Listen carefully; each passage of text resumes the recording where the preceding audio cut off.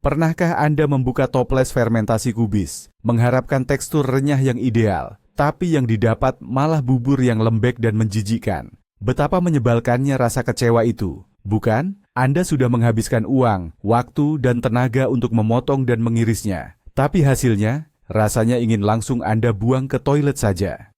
Kebanyakan orang berpikir masalahnya ada pada takaran garam, atau mungkin terlalu lama di tempat yang hangat. Bahkan ada yang mengira ini gara-gara salah memilih fase bulan saat pengasinan. Tapi saya akan ungkapkan kebenarannya. 90% kesuksesan itu bukan terletak pada resep Anda, melainkan pada kepala kubis mana yang Anda ambil dari rak. Hari ini kita akan tuntaskan pembahasan tentang cara memilih kubis. Saya akan beberkan ciri-ciri yang sebenarnya sudah berteriak, "Jangan beli aku," tapi sering Anda abaikan. Siap mengetahui kenapa kubis Anda tidak bisa renyah? Mari kita mulai. Sebelum kita pergi ke toko, mari pahami satu hal penting. Kubis itu bukan sekadar sayuran biasa. Ia adalah sebuah laboratorium kimia. Proses fermentasi adalah kerja keras bakteri asam laktat. Mereka butuh makanan. Makanan bagi bakteri adalah gula yang terkandung dalam sari kubis. Jika kadar gulanya rendah, fermentasi tidak akan terjadi. Kubis Anda hanya akan membusuk atau berjamur. Jika struktur daunnya terlalu lembut, ia akan hancur lebur saat terkena garam. Jika terlalu keras, ia akan tetap alot seperti sol sepatu. Nenek moyang kita tahu hal ini secara intuitif. Mereka menanam jenis varietas tertentu, biasanya jenis Slava yang terkenal, dan hanya memfermentasi jenis itu saja. Hari ini di supermarket ada puluhan jenis hibrida. Mereka cantik, seragam, bisa disimpan berbulan-bulan tanpa membusuk. Tapi sayangnya, untuk proses pengasinan, kualitasnya seringkali sama buruknya dengan kubis palsu dari plastik. Jadi, mari kita cari tahu, bagaimana cara menemukan kepala kubis yang hidup di antara kubis-kubis hibrida yang terasa seperti plastik itu?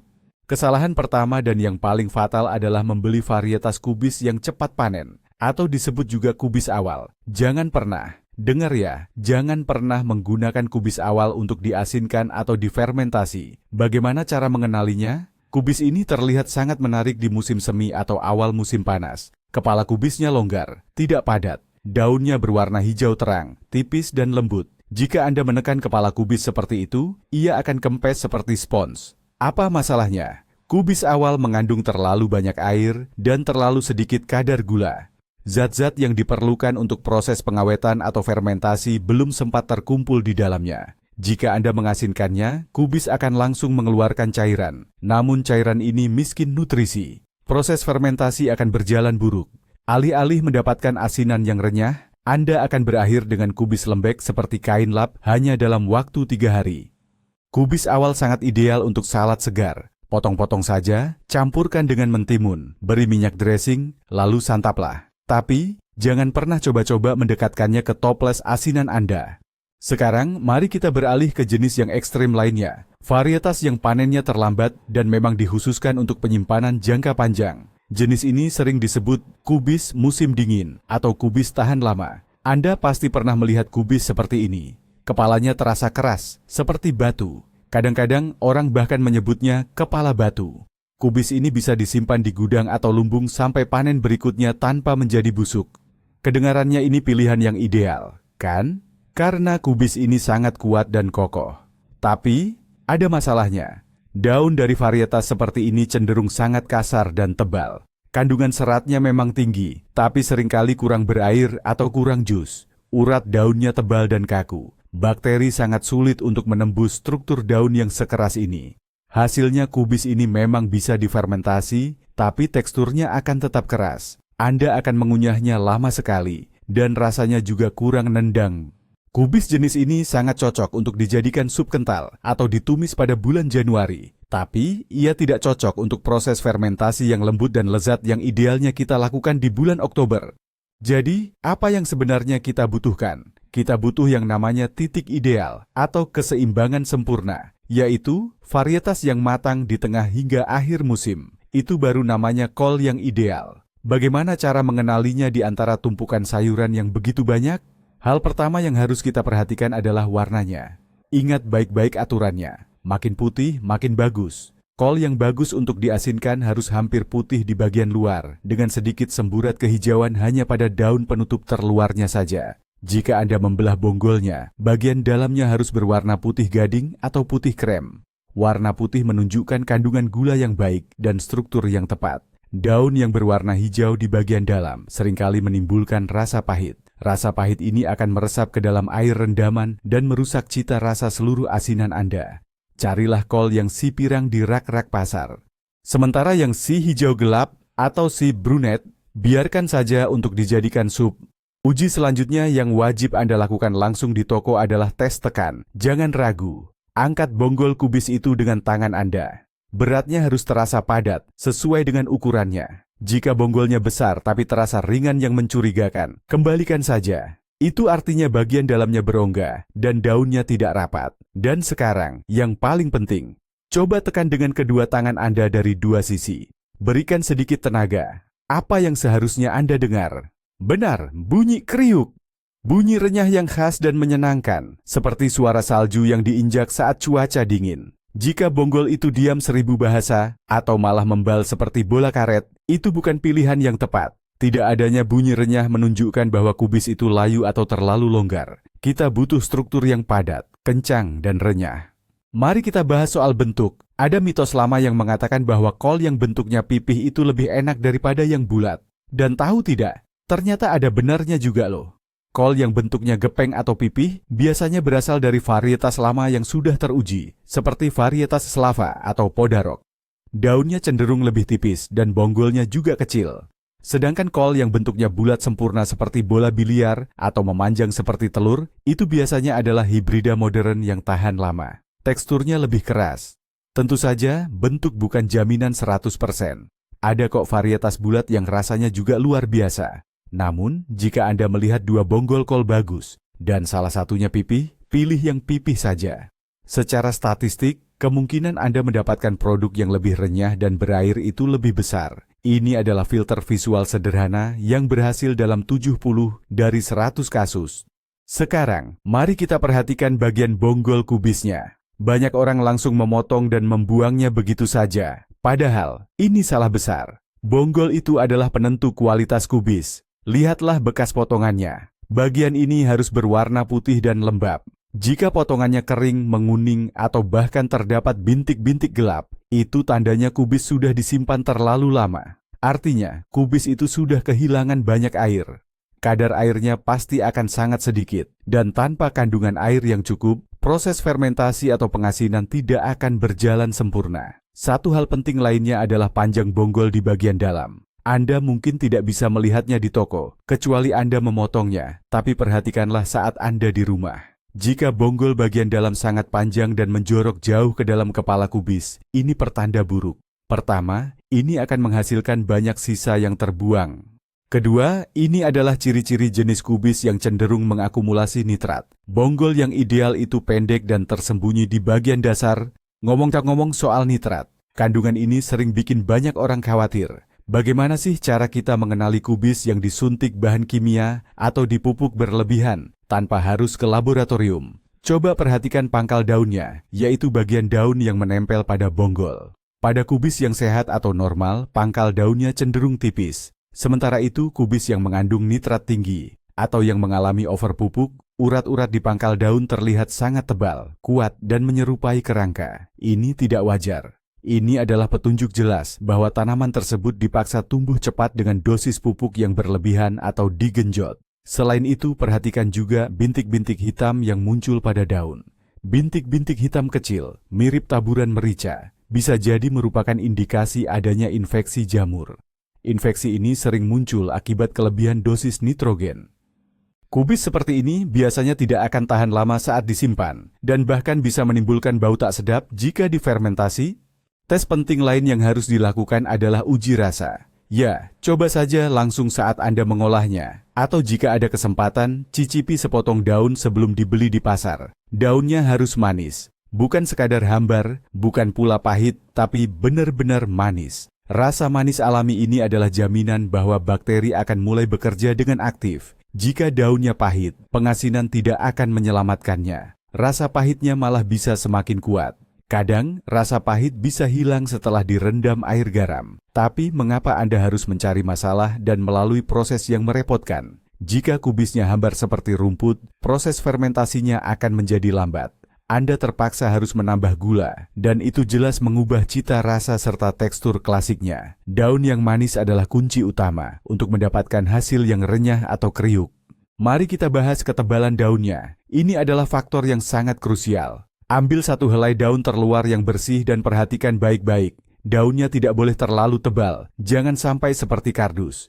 Daun yang terlalu tebal dan memiliki urat daun yang kasar akan tetap alot setelah proses pengasaman. Tapi juga tidak boleh setipis dan setransparan kertas tisu, karena yang seperti itu malah akan hancur menjadi bubur. Kita butuh struktur yang padat, tapi tetap segar dan berair. Coba patahkan daunnya. Daun itu harus patah dengan bunyi kriuk atau kres, bukan hanya melengkung. Jika daunnya hanya melengkung dan tidak patah, itu tandanya kubis itu layu. Ini menunjukkan kurangnya tekanan cairan internal di dalam selnya atau turgor yang rendah. Kubis yang layu tidak akan menghasilkan produk fermentasi yang baik, meskipun sudah diremas atau dipijat sekuat tenaga. Musuh utama saat membuat asinan kol, kubis, adalah kol yang pernah membeku.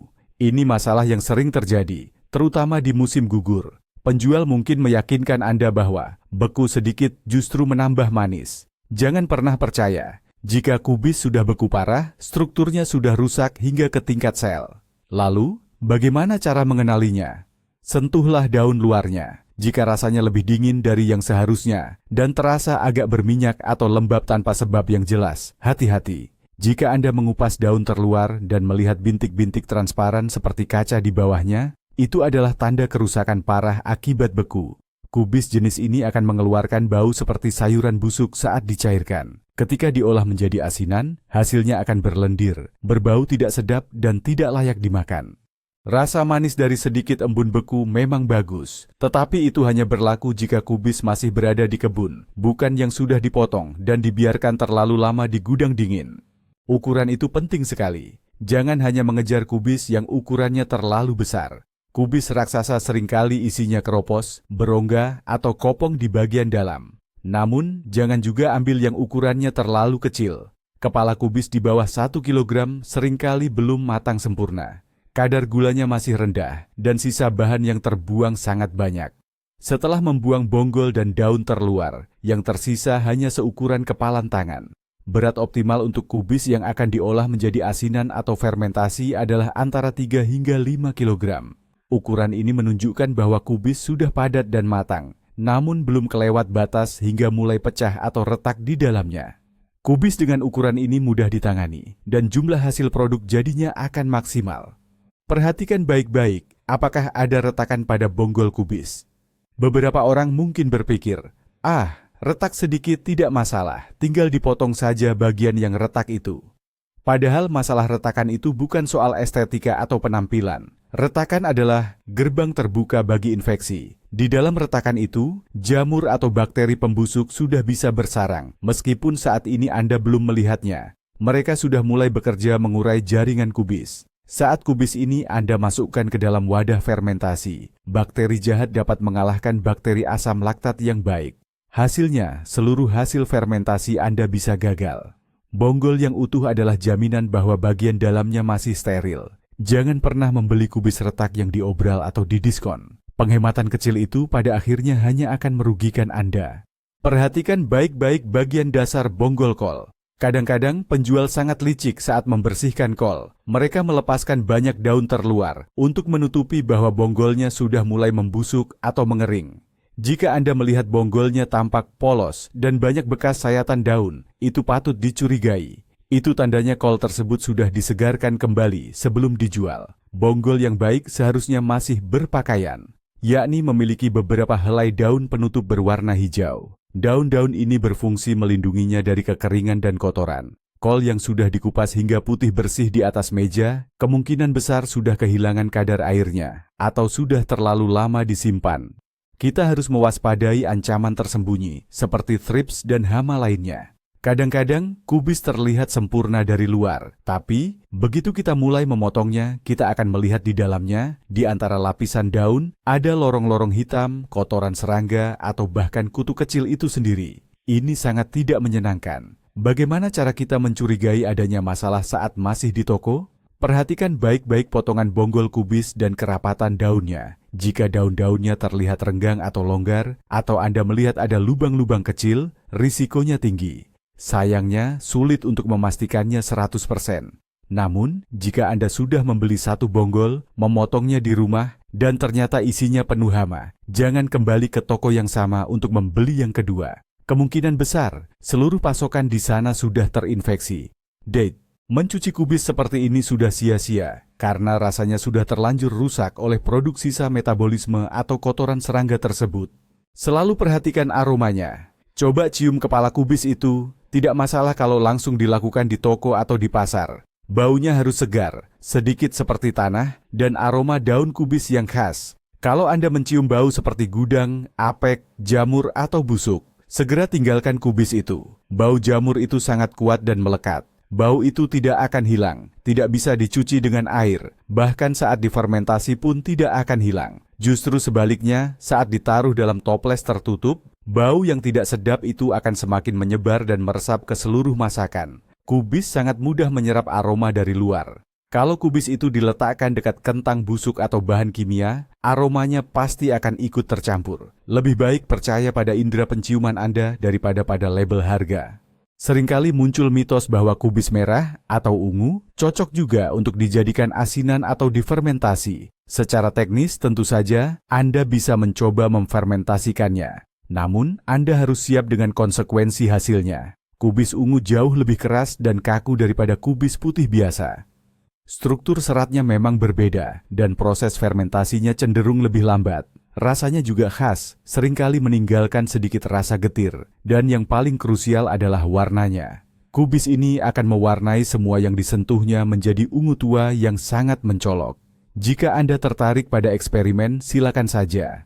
Namun, jika yang Anda cari adalah sauerkraut klasik yang renyah dan juicy, sebaiknya gunakan kubis ungu hanya untuk salad. Untuk metode pengasaman tradisional, teksturnya terlalu keras, sehingga memerlukan perlakuan dan resep khusus agar hasilnya optimal. Jadi, di mana sebaiknya kita beli? Ini perdebatan klasik. Pasar tradisional atau supermarket?